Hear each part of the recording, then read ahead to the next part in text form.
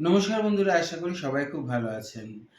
Blood donation জিনিসটা কি গুরুত্ব আছে, না আছে, কেন করা উচিত সে সম্বন্ধে আপনাদের সবার জ্ঞান আমার থেকে অনেক বেশি। সেটা নিয়ে বলছি না।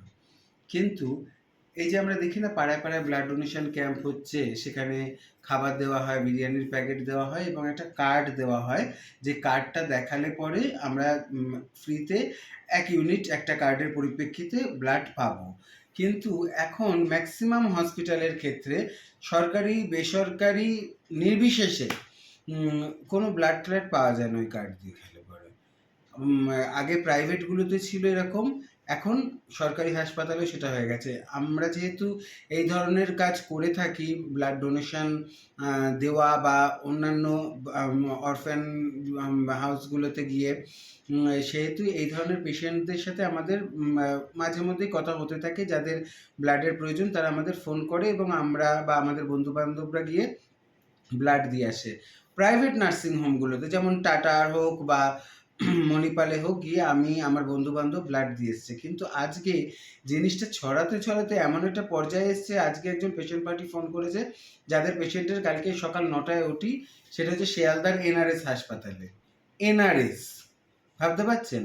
এনআরএস হসপিটালে কোন ধরনের পেশেন্টরা যায় সবাই জানি। যারা একদম আর্থিক দিক দিয়ে দুর্বল তারা, এবং যারা লেখাপড়া তেমনভাবে জানে না, নিজেদের অধিকারের জন্য লোকের সাথে লড়াই করতে পারে না, সেই ধরনের পেশেন্টরা যায়। তারা তো জোর করে বলতেও পারবে না যে কেন পাবো না, আমাদের কাছে কার্ড আছে, আমাদের কার্ড দিন। তারা বলছে বি পজিটিভের মতো একটা কমন ব্লাড গ্রুপের ব্লাড লাগবে, তার জন্য নাকি তাদেরকে ডোনার নিয়ে যেতে লাগবে।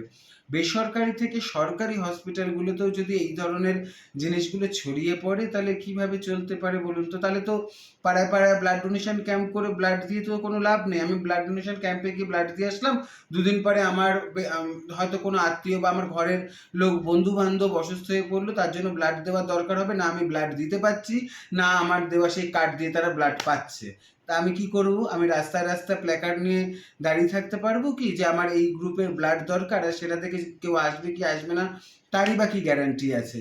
হয়তো এটাই এখন হতে হবে বাধ্যতামূলক।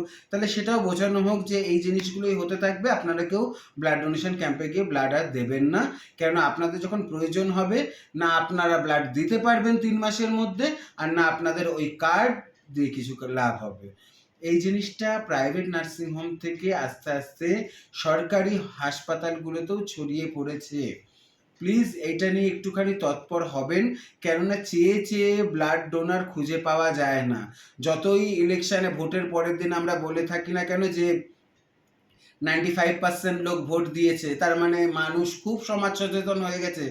সমাজ সচেতন হতে গেলে সমাজের এই দিকগুলোতেও সচেতনতা অবলম্বন করতে হবে এবং মানুষকে বোঝাতে হবে যে ব্লাড ডোনেশন ক্যাম্পে ব্লাড দেওয়ার পর যে কার্ড আপনাদের দেওয়া হয়, সেই কার্ডের মূল্যহীন, এবং মূল্য থাকলে পরেও হয়তো হাতে গোনা 3-4টে হাসপাতালে দেয়, বাকি আর কোনোটাতেই দেওয়া হয় না।